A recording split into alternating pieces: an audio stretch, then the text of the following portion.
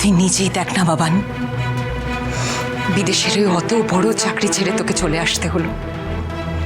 আর শুধু চলেই আসতে হলো না, তোকে এখন ওই মেয়ের পেছনে পেছনে ঘুরতে হচ্ছে। যখন খবর পেলাম না বাবান যে তুই ঝাঁপিকে নিয়ে পালিয়ে গেছিস আর পুলিশ তোদেরকে খুঁজে খুঁজে বেড়াচ্ছে, তখন যে আমার ভেতরে কি চলছিল আমি কাউকে বলে বোঝাতে পারি নাই বাবা।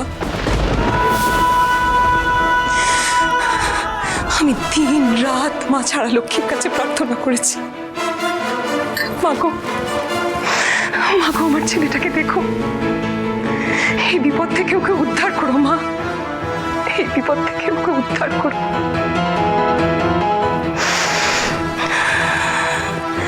মায়ের কাছে মানত করেছিলাম আমি, তোকে তো আমি এই বিপদের মধ্যে ছেড়ে দিতে পারবো না বাবান, তোকে তো আমি ছাপির পাল্লায় পড়তে দিতে পারবো না।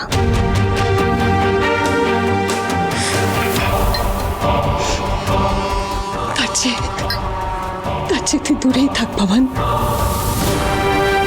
কিন্তু ভালো থাক বাবা, ভালো থাক।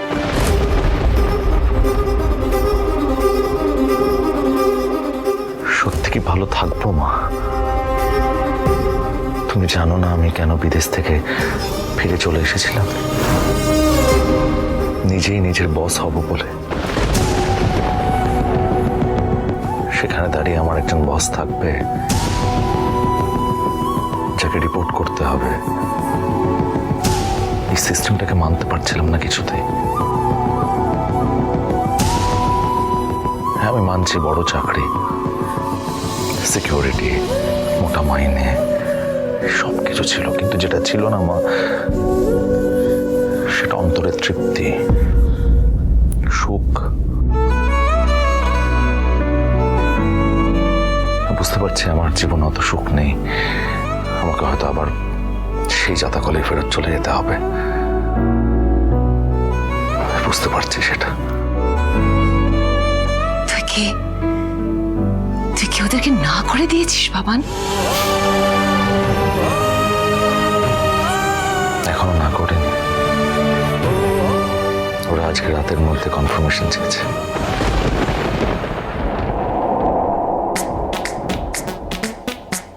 পেয়েছি, ওকে আটকানোর একটা রাস্তা পেয়েছি।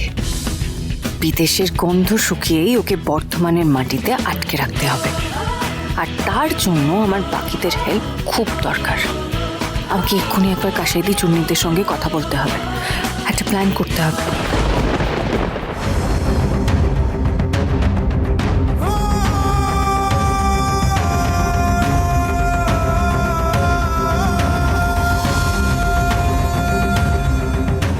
এই বাবান,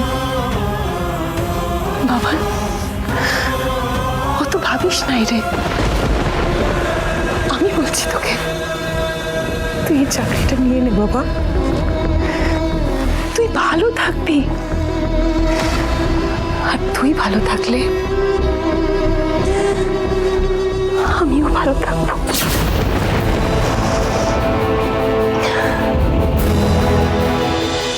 লক্ষ্মী ঝাঁপি প্রতিদিন সন্ধে 6:30টায় স্টার জলসায় ও জিও হটস্টারে।